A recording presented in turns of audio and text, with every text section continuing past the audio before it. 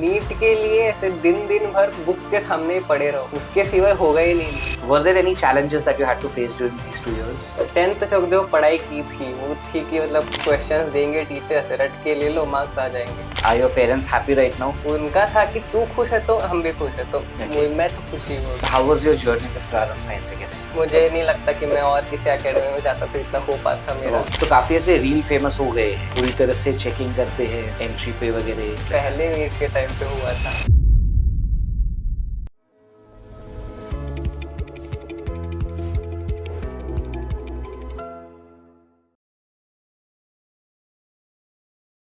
Hello everyone. NEET is one of the most toughest examination in India, where there are lakhs of students and there are lakhs of medical aspirants who tend to appear in that.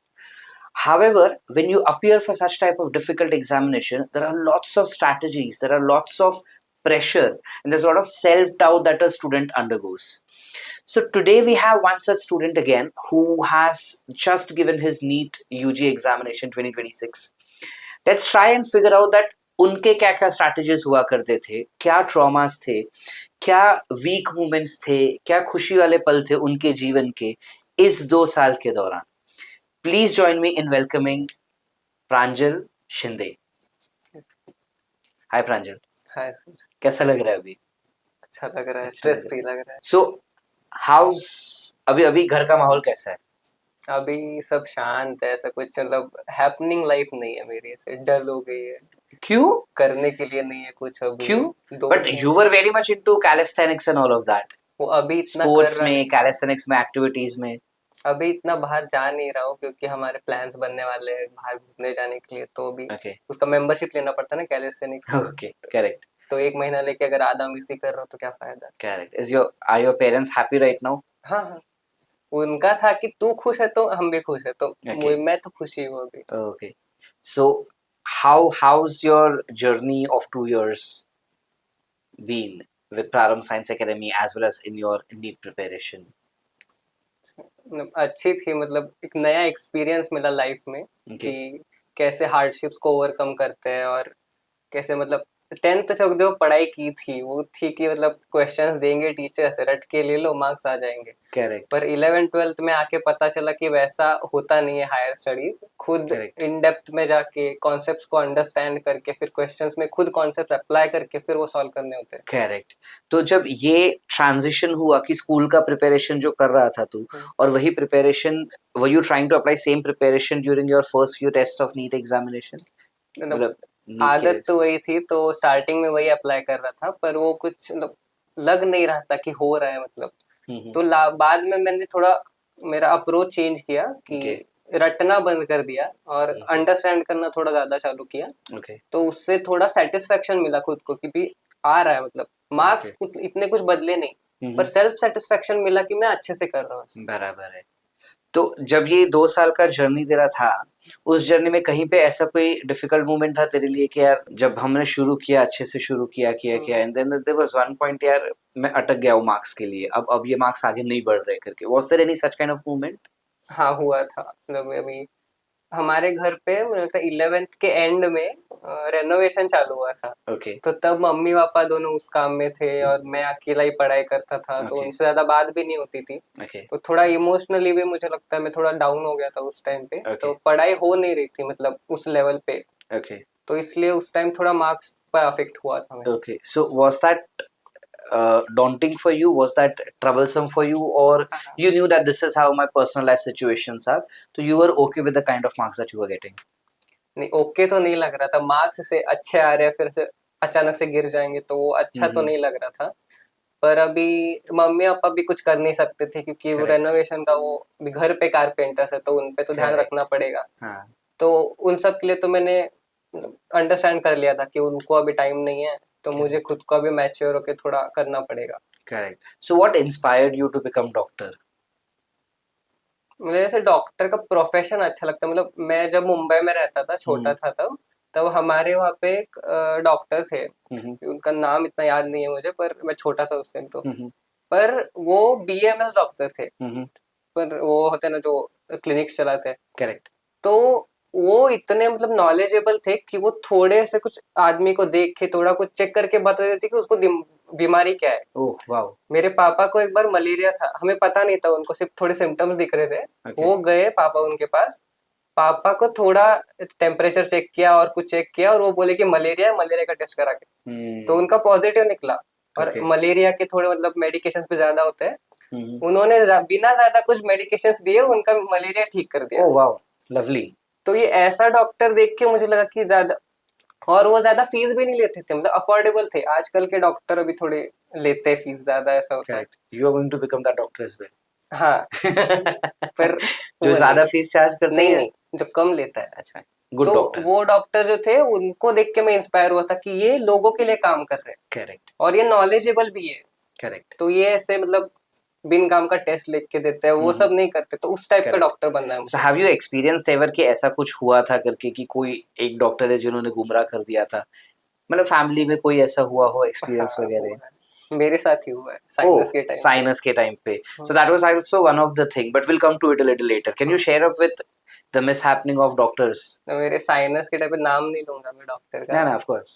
पर मैं 2 साल उनके पास treatment ले रहा था sinus के लिए। पर मैंने ये नोटिस किया, मैंने और मेरे पापा ने, कि हर टाइम जब जाते थे तो उनके मेडिकल था उनका, उधर कुछ नई दवाई आती थी। तो मैं जब भी जाता था उनके पास, वो दवाई लिख के दे देते थे। और साइनस के लिए इम्यूनिटी पाउडर ये तो कुछ जरूरी है नहीं, इम्यूनिटी बिल्डअप करना, आप गोलियां दो ना साइनस की। पर मैं जब गया था तब वो हर बार इम्यूनिटी पाउडर लिख के दे देते, और वो 2000 की इम्यूनिटी पाउडर। तो उसका कुछ यूज तो था नहीं ऐसा, पर वो वैसा ही लगा हमें। और 2 साल के बाद साइनस में कुछ फर्क तो नहीं दिखा मुझे। करेक्ट। इनिशियल जैसा था वैसा ही था। Correct. So how did, like I have seen your journey कि यू ग्रो, यू स्टार्ट, मतलब एक एकदम ऐसा रिदम बैठ जाता है पढ़ाई का, and then suddenly you have an health issue and you have to take a week, 2 days, 3 days ka break, or you have to travel to other cities and other places to get your treatment done. So there was a lot of break. So according to me, I feel that was one of the hurdle that you had to overcome during your 2 years of journey. Demotivated तो मैं होता था, पर मेरी mummy papa बहुत supportive थे। वो बोलते थे कि हर एक को कोई हर्डल आ ही रहा है। करेक्ट। तुझे मेडिकल का आ रहा है तो बाकी किसी को और किसी का आ रहा होगा। करेक्ट। तो हर एक के नीट जर्नी में कोई तो हार्डशिप है। करेक्ट। तो तेरी ये हार्डशिप है ऐसा समझ के इसको एक्सेप्ट कर और डीमोटिवेट मत हो। करेक्ट। ऐसा समझ के इसको ओवरकम करके भी तू नीट में अच्छा कर सकता है। परफेक्ट। परफेक्ट। तो इस माइंडसेट से मैं उसको हैंडल करता था। Okay, so what is one of the memorable thing that has occurred to you during these 2 years that you can recollect right now कि यार आजीवन ये चीज में याद रखोगे कि ऐसा हुआ था मेरे साथ करके?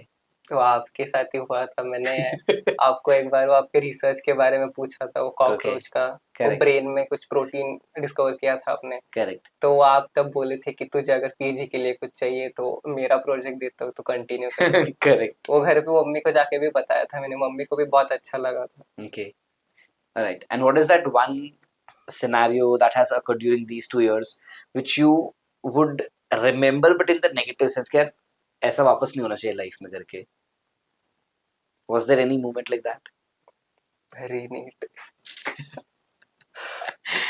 In a sense, पर अच्छा भी था। हाँ। पर वैसा होना तो नहीं चाहिए था। Correct.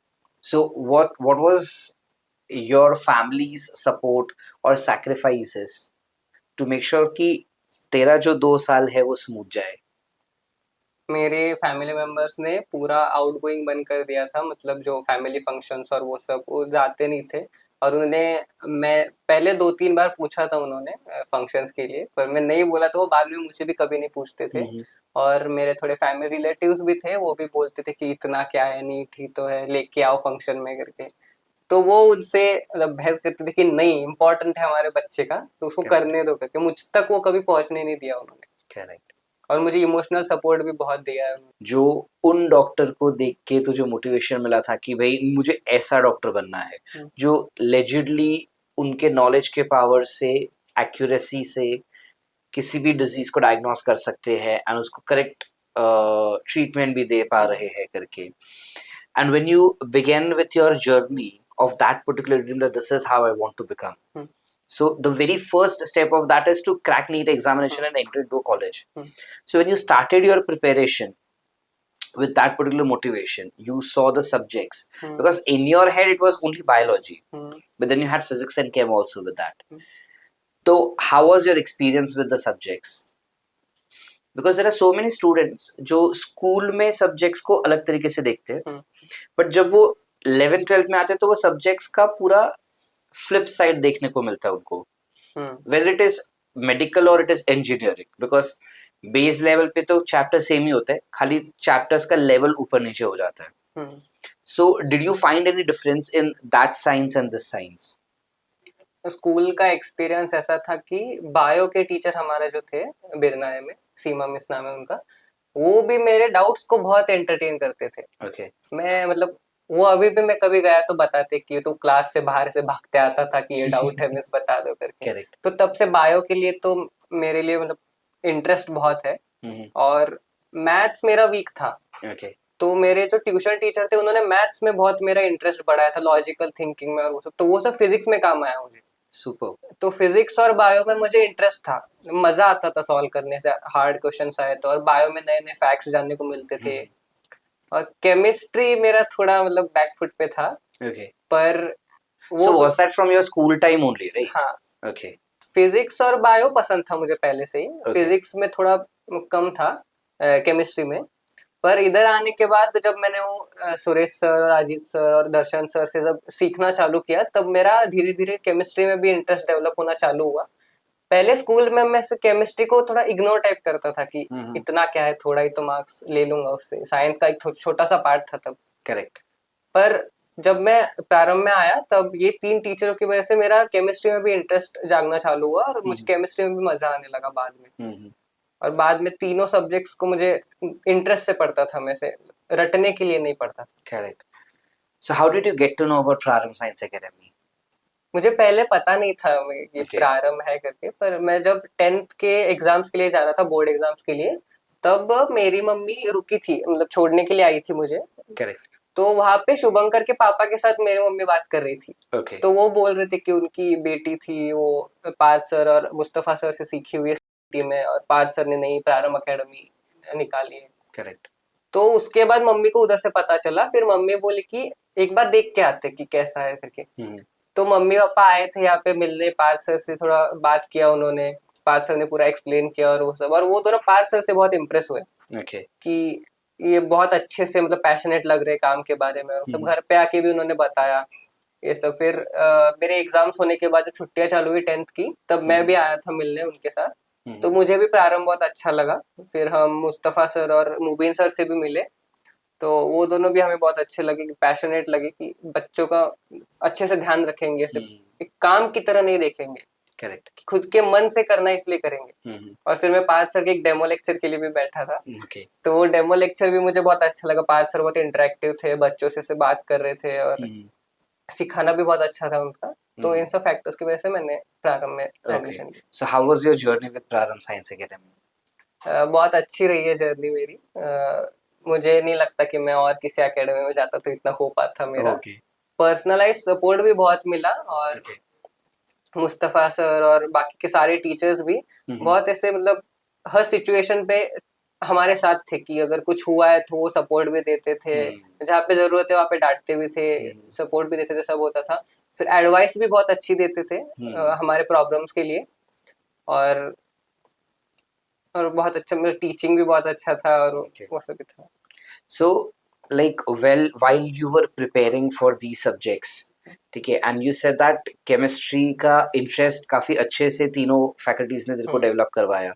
तो can you just break down और help us understand that how और what was the point where you said कि यार नहीं केमिस्ट्री कर सकते हैं यार, स्कूल में पसंद नहीं आता था बट ये तो मजा आ रहा है करने के लिए. और it how what gesture of chemistry faculties help you develop interest in chemistry? एक तो सुरेश सर ऑर्गेनिक केमिस्ट्री सिखाते हैं, वो सिखाते समय इतना मतलब खुद इंटरेस्ट से बताते कि सामने वाले को ऐसे फोर्स होता है कि भाई इतना क्या अच्छा बता रही है. तो उनकी वजह से थोड़ा मेरा चालू हुआ था. और फिर उन्होंने पहले हमारा लिया था कौन सा, IUPAC लिया था चैप्टर. करेक्ट. तो उसमें उन्होंने ऐसे मतलब बहुत ऐसे फन में पढ़ाया था कि ये उन्होंने स्ट्रक्चर्स दिए थे ऐसे अलग अलग. और फिर IUPAC में उन्होंने एक दिया था कि चेन स्ट्रक्चर होता है कार्बन का, तो उससे अपने अपने नाम लिख के आओ बोल के आए थे। ओके तो वो सब ऐसे फन एक्टिविटीज कराते थे, फिर बाद में वो ट्रिक्स भी देते थे, फिर रिएक्शंस में भी वो बहुत रिलेट कराते थे कि ये ऐसा तो वो वैसा, और ये Okay. रिलेट कराओ सब वो सब। तो इस सब की वजह से मुझे ऑर्गेनिक केमिस्ट्री पसंद आने लगा। फिर अजीत सर भी आए, तो स्टार्टिंग में मुझे अजीत सर स्ट्रिक्ट लगे थे, जैसे कि ऐसा लगे थे मतलब अभी नहीं अभी लगते, नहीं लगते। अभी वो सब मजाकिया लगते हैं। ओके तो अजीत सर से स्ट्रिक्ट लगे थे स्टार्टिंग में, ओके और वो स्टार्टिंग में होमवर्क नहीं किया था तो हम सबको बाहर भी निकाला था, तो उसमें भी था। और फिर पर बाद में उन्होंने मतलब वैसे स्टेप बाय स्टेप लेके जाते थे चैप्टर्स को, ऐसे रश नहीं करते थे, एक Correct. पॉइंट पूरा अंडरस्टैंड करवा के फिर नेक्स्ट पॉइंट पे जाते थे। और फिर ट्रिक्स भी देते थे बहुत कि ये ऐसे याद करो वो ऐसे याद करो, तो उस सब में मजा आने लगा था केमिस्ट्री में। So what is the one key point that you feel that अगर हमको नीट क्रैक करना है, बिकॉज नाउ तुझे अंदाजा है कि क्या मार्क्स आने वाला है तेरे को, ठीक है, we are not disclosing what marks you are getting until officially NTA discloses, ठीक है, we know what the marks are and we are very hopeful that you get your dream college, but जब ये 2 साल का मेहनत तूने पूरा किया, you applied all of your strategies that you found कि ये कर सकते हैं करके, what is that one thing that you found out कि यार अगर किसी को करना है नीट क्रैक तो this is the strategy that you should be applying for? पहले तो शॉर्ट टर्म लॉस गेन पे मत ध्यान दो कि इस टेस्ट में कम आया, इस टेस्ट में ज्यादा आया तो खुशी हो गए, फिर पढ़ाई छोड़ दी कि हो गया बन गया मैं डॉक्टर, और ये सब छोड़ दो। लॉन्ग टर्म का सोचो कि ये एक टेस्ट है, इससे कुछ डिसाइड नहीं हो रहा है, इससे सिर्फ ये डिसाइड हुआ कि ये चैप्टर अच्छे से हुआ है, पूरे सिलेबस का कुछ पता नहीं है अभी तक। करेक्ट। तो कंसिस्टेंसी रखो, डिसिप्लिन रखो, अगर लग रहा है कि कम पढ़ रहे हो तो और थोड़ा एफर्ट बढ़ाओ, खुद को सेटिस्फेक्शन होना चाहिए दिन के एंड में कि हाँ भाई मैंने पूरा टाइम यूटिलाइज किया, मेरा वेस्ट नहीं किया। करेक्ट। और एक बोलूंगा मैं, मिस्टेक एनालिसिस चालू करो। ओके। मैंने पहले नीट के टाइम पे नहीं किया था मिस्टेक एनालिसिस इतना सीरियसली, मतलब मैं रफ बुक में सॉल्व करता था, कुछ क्वेश्चन गलत हुआ है तो उससे वो मेमोरी में रजिस्टर नहीं होता है कि क्या मिस्टेक हुआ है। तो सेकेंड नीट के टाइम पे जब अनाउंस हुआ रीनीट, उसके 10 दिन के बाद ही मैंने बुक बनाई थी सेपरेट, और जो मैंने हमारे नियरली 90 क्वेश्चन पेपर्स हो गए होंगे। ओके। तो उतने मैंने मैक्सिमम 70-80 के तो मिस्टेक एनालिसिस करके उस बुक में रखे थे पूरे। तो उसका मुझे बहुत यूज हुआ। और जो प्रारंभ में भी पेपर्स होते थे और जो एक्स्ट्रा पेपर्स भी मैं जो सॉल्व करता था, जब मिस्टेक एनालिसिस किया तो मुझे सिमिलैरिटीज दिखने लगी कि ये मैंने पास में मिस्टेक किया है, मैं अभी नहीं करूंगा, तो उसकी वजह से मेरे मार्क्स बढ़ने लगे। तो मिस्टेक एनालिसिस बहुत जरूरी है उसके लिए। Okay. Was there any point of time during this 2 years where there was an emotional breakdown कि यार आता माझाशी नाही होते, और you were like यार am I going to the correct path, should I be doing this? बहुत बार self doubt आया था कि सही कर रहा हूँ या नहीं कर रहा हूँ, पर फिर बाद में लगता था कि मैंने ही चूज किया है और शांत दिमाग से चूज किया है तो गलत तो नहीं होगा। और अभी जो लग रहा है वो थोड़ा कुछ इमोशनली वीक हुआ अभी इसलिए लग रहा है, जब वापस इमोशनली स्टेबल हो जाऊंगा तो फिर लगेगा क्या ही गलत था, मैं डॉक्टर ही बनने वाला हूँ। Correct. So what was your motivation for these 2 years consistently? Was there any? वो डॉक्टर उनके जैसा एक फिगर बनना है। Okay. Like there was a day when you were finally giving your NEET examination, ठीक है, and majority of the time ना बच्चे उस NEET examination में जब वो enter करते हैं तो काफी ऐसे रील फेमस हो गए हैं कि वो बुरी तरह से चेकिंग करते हैं एंट्री पे वगैरह, और कोई चीज नहीं रहेगा या छूट गया रहेगा, या मतलब लेट्स से कोई एसेसरीज नहीं पहनना होता है बट कभी रह जाता है, तो there are too many traumatic scenes that we see reels में कैसा होता है करके। Did you had any kind of experience with you और with any of your friends that you heard about it? पहले नीट के टाइम पे हुआ था। ओके। जब वहाँ पे हमारा एडमिट कार्ड चेक करते हैं वो, तो आईडी प्रूफ लगता है, आधार कार्ड या ऐसा कुछ, तो आधार कार्ड लेके गया था पर आधार कार्ड का नाम और एडमिट कार्ड का नाम मैच नहीं हो रहा था। क्योंकि एडमिट कार्ड का 10th के मार्कशीट के इससे गया था मैंने। हाँ, तो वो बोल रहे थे कि नहीं चलता है। ओके। पर मेरे पापा ने प्रिपेयर करके भेजा था, मैं पैन कार्ड भी लेके गया था। ओके। तो मैंने दोनों दिखाया, एडमिट कार्ड और पैन कार्ड का मैच हो गया। ओके। तो उन्होंने फिर जाने दिया मुझे। Okay, nice, super. So then अंदर घुस गया तू और वहां पे बैठ गया, तो कितना जल्दी तू चला गया था क्लासरूम में? 1 घंटा पहले। तो आसपास दूसरे भी बच्चे रहेंगे, and knowing you that you tend to get nervous very quickly, You get influenced by your surrounding atmosphere very quickly. So, were you nervous at that point of time, or you were confident कि मेरे को ये सब ध्यान नहीं देना है? उल्टा मुझे कॉन्फिडेंस लग रहा था अरे कि वाह, बाजू सही के है। सारे नर्वस थे तो उनको देख के Nice. मुझे लग रहा था कि मैं तो ठीक हूँ इनसे। Perfect, perfect. और उसमें भी था कि मेरे आगे एक लड़की बैठी थी, Okay, उसका तो फनी सीन था okay, कि उसको मिल चुका था, मतलब वो बीएससी में जा गई थी, okay, पर उसके मम्मी पापा को लगता था कि नहीं इसको डॉक्टर बनाना है, okay. तो वो छुट्टियों के लिए आई थी, तो उसका फॉर्म इन्होंने बिना पूछे भर दिया था Oh, और उसको छुट्टी पे आते ही भेज दिया था कि नीट दे के आ जाकर। oh, okay. तो उसका मतलब फनी स्टोरी सुन के मेरा इतना कुछ हुआ नहीं कि इससे तो अच्छी सिचुएशन में हुई है, तो बिना चॉइस के आई है यहाँ पे। Correct, मैं तो खुद की चॉइस से यहाँ पे खड़ा हूँ। correct, correct, correct. So, how was the experience of solving NEET paper twice? पहले once का बात करते, फिर twice का बात करते. पहले वाला पेपर लेंदी था, उसमें मैं जो स्ट्रैटेजी बना के गया था कि पहले बायो फिर केमिस्ट्री फिर फिजिक्स, वो मेरी इतनी चली नहीं। Okay, हाँ, तो पहले मैंने बायो कंप्लीट कर लिया क्योंकि उसी से चंक में मार्क्स आने वाले पूरे। correct. फिर उसके बाद केमिस्ट्री पे गया तो केमिस्ट्री पता चला कि बायो की वजह से केमिस्ट्री को कम टाइम मिलने वाला है, तो पेपर छूट सकता है, ये मेरे दिमाग में आ गया था। तो मैंने 20-25 क्वेश्चन तो डायरेक्ट हो सकते हैं केमिस्ट्री के, वो पहले कर लिए। फिर फिजिक्स के वैसे ही 20-25 क्वेश्चन जो हो सकते हैं वो कर लिए। फिर वापस केमिस्ट्री के हार्ड क्वेश्चन पे आया, फिर वो जो होते हैं पटपट वो करके ले लिए। उसके बाद वापस फिजिक्स से स्विच करता रहा मैं। Okay. और फिर वैसे ही जैसे जैसे स्विच करता वैसे वैसे मार्किंग भी करते गए। अच्छा, okay. लास्ट में वैसे मेरे 2-3 छूटे थे, तो मैंने गेसेस मार दिए।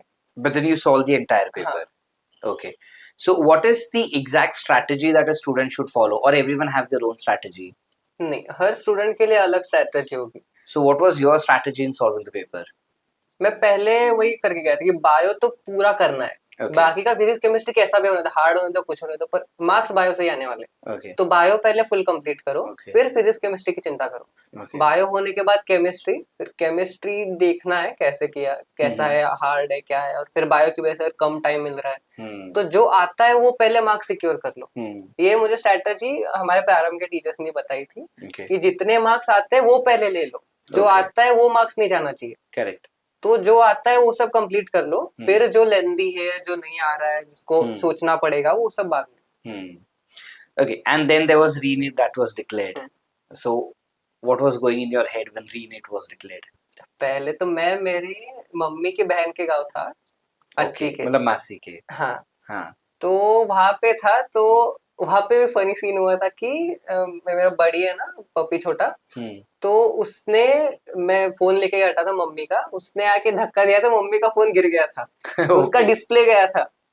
Okay. जब न्यूज आई उसके अगले पिछले दिन, Okay. तो हमने फिर फोन भेजा था रिपेयर के लिए। तो जब नीट का रिजल्ट मतलब वो डिक्लेयर हुआ था हाँ, री-नीट का, शाम तक फोन था ही नहीं हमारे पास। तो मुझे पता ही नहीं था, वो मूवी मुस्तफा सर भी फोन कर रहे थे, वो भी नहीं लगा था क्योंकि उधर था फोन। करेक्ट। तो मेरी मौसी के जो पति है उन्होंने बोला कि ऐसा न्यूज आ रहा है कि रीनीट हो रहा है। मैं बोला ऐसा कुछ होता नहीं है, वो नीट कुछ तो ऐसा बोलते हैं। Okay. फिर शाम को पापा का फोन आया उनके फोन पे, तो वो भी बोले कि रीनीट है करके। तो उनका भी नहीं मुझे कि ऐसा कैसे हो सकता है, पिछली बार तो नहीं किया था 24 में, इतना बोल रहे थे तभी। करेक्ट। तो शाम को मम्मी का फोन आया, फिर मुस्तफा सर का मिस कॉल दिखा मुझे, और फिर वो सब न्यूज दिखा कि रीनीट है। Okay, so then what was going in your head?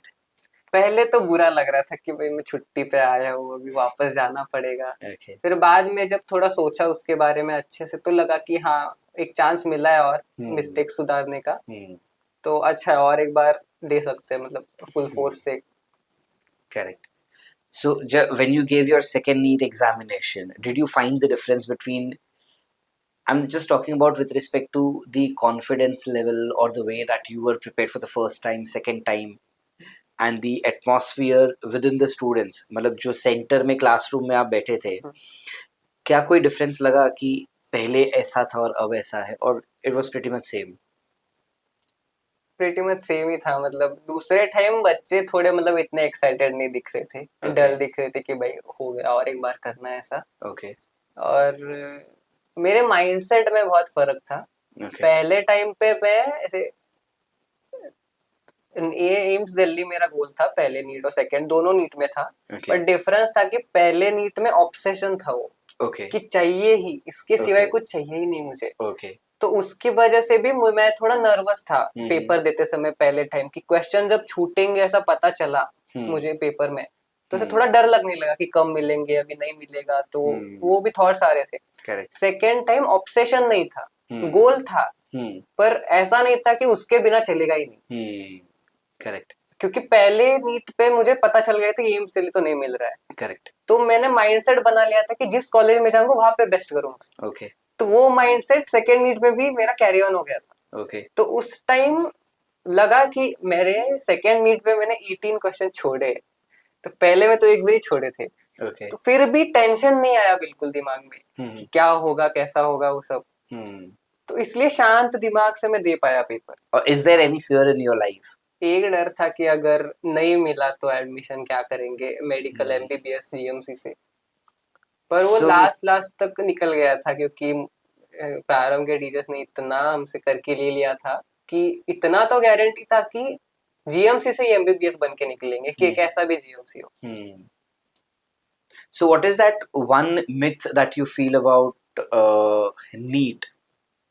That ये myth है यार, ऐसा तो कुछ नहीं होता करके लोग बोलते, but ऐसा कुछ है नहीं. Is it anything like that? Did you do any research about NEET examination before actually attempting to it?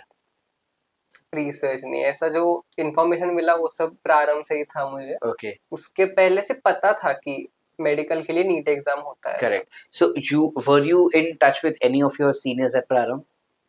हाँ, सीनियर्स टच में। So उनसे बात करके कहीं पे कुछ ऐसा लगा कि उन्होंने कुछ तेरे को गाइड किया एंड यू फील कि यार नहीं ऐसा तो कुछ नहीं होता करके, when you actually went for your NEET examination or you were at the final level of your NEET examination?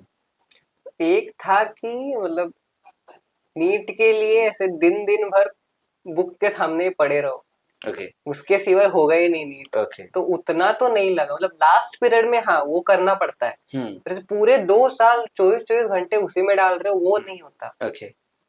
Consistency maintain करना पड़ता है। Okay. ऐसा नहीं कि वो मोस्ट पीपल क्या करते हैं कि वो आवर्स काउंट करते हैं कि हमने इतना घंटा पढ़ाई किया। Correct. घंटे से कुछ फर्क नहीं पड़ता, तुम कितना एफर्ट डाल रहे हो, तुम्हारा कितना कंप्लीट हुआ सिलेबस वो मैटर करता है। Correct. अगर तुम 2 घंटे में सिलेबस कंप्लीट कर रहे हो तो तुम 10 घंटे बैठ के कुछ फायदा है नहीं। Correct. तुम बाकी के 8 घंटे और कुछ रिवाइज करो। Correct. तो आवर्स काउंट नहीं करते हैं, कितना कंप्लीट हुआ तुम्हारा सिलेबस वो काउंट करो। Correct. What were the challenges? Were there any challenges that you had to face during these 2 years? बहुत ही, मतलब पहले तो मेडिकल इशू था साइनस का। Correct. फिर उसके बाद ये ट्रांजिशन था 10th से 12th, सिलेबस का साइज बहुत बढ़ गया। फिर 3 ही सब्जेक्ट्स थे पर सीखने के लिए बहुत कुछ था। Okay. फिर कॉन्सेप्चुअल नॉलेज लेना जरूरी था इसमें, तो बार बार वो एनसीईआरटी पढ़ना और वो सब। 10th में तो इतना सब करता नहीं था, मैं एक बार पढ़ के याद हो जाता था। तो इसमें वो रिपीटिशन बार बार करना। फिर सर ने ट्रिक्स दिए थे कि एक्टिव रिकॉल करो, फ्री टाइम में भी आप रिवाइज करते रहो।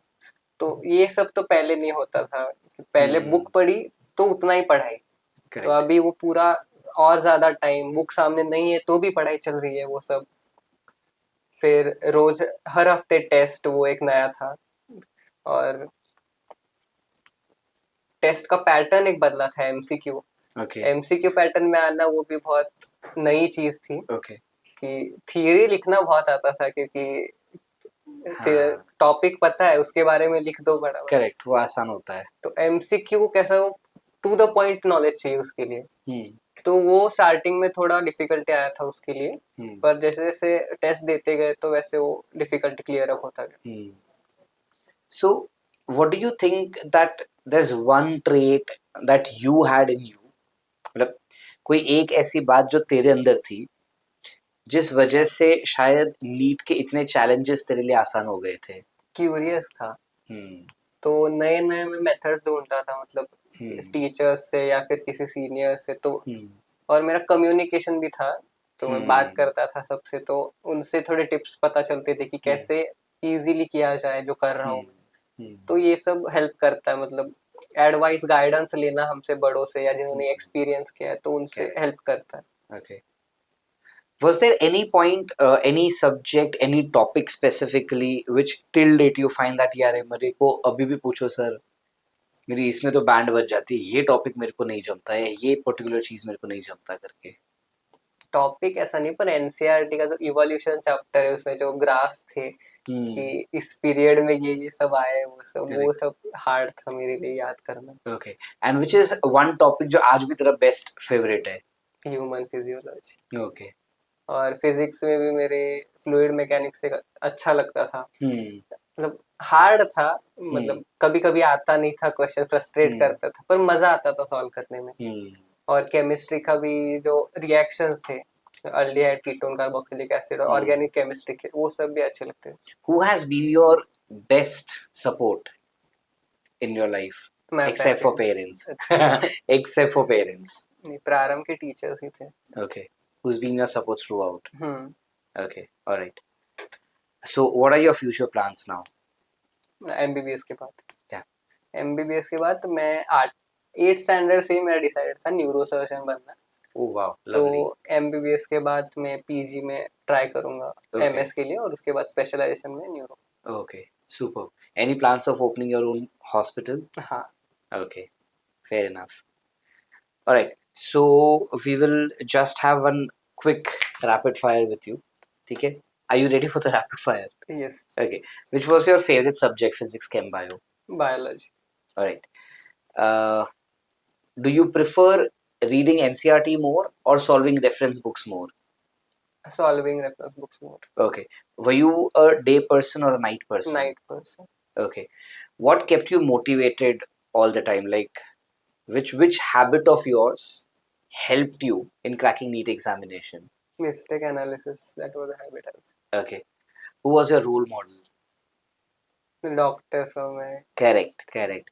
If you get a superpower, like anything you can have as your superpower, what will the superpower be that you would like to have and why? Infinite memory in my brain to get And all why? the knowledge. Okay. All right. Who's been your inspiration? The doctor. Correct. You make sure that you share who that doctor is by the end of this podcast. नाम याद रखना उनका, याद कर ले फटाफट. Okay. Mock tests or part tests? Mock test. Okay. Why not part tests? Part test में थोड़ा ही सिलेबस होता तो इतना सेटिस्फेक्शन नहीं आता मार्क्स आने के बाद भी। मॉक टेस्ट में ऐसा लगता है कि हाँ भाई पूरा सिलेबस का दिया और फिर अच्छा है तो फिर अच्छा लगता है। Okay. Your favorite chapter? Chapter neural control and coordination. Right. Worst chapter कि कभी वापस नहीं पढ़ना है मेरे को, हो गया मेरे NEET exam, I am not touching this chapter. Solutions and colligative properties. All right. Chemistry. All right. One habit that changed you as a personality in life? Not getting sad over some things and letting things go. All right. One thing that you would suggest students should not do, meaning NEET aspirants should never do this thing. Procrastinate. Okay. And one thing that they must do. Practice discipline in life. Okay. And what's your favorite pastime? Reading books. All right. Watching anime, etc. All right. And one thing that you would miss about PSA? The doubt solving with you. All right. That was lovely. If जाते जाते एक last advice जो अपने juniors को अगर तू देना कुछ चाहे तो, what is that one advice that you would want to give to your juniors? अगर तुम खुद की चॉइस से अगर तुमने नीट देना चूज किया है तो खुद से कभी ये क्वेश्चन मत पूछना कि मैंने बराबर किया है गलत। करते जाओ। तुम्हारा अगर ड्रीम है तो उसको फुलफिल करने के लिए तुमसे जितना एफर्ट होता है उतना डालो। बाद में रिग्रेट नहीं होना चाहिए कि मैंने ये नहीं किया इसलिए मेरा रह गया। वो रिग्रेट एग्जाम के बाद बहुत हर्ट करता है। तो इसलिए प्रेजेंट में जितना एफर्ट डाल सकते हो उतना डालो। Very nice, superb. So that's where we end. मतलब बातें तो और भी बहुत कुछ करनी है, but that's where we will take a pause right now for today. And it was lovely having you. It was pleasure teaching you and having you at Prarabh Science Academy. Thank you. And thank you for coming and joining us for today's podcast. Thank you, Pranjal. Thank you.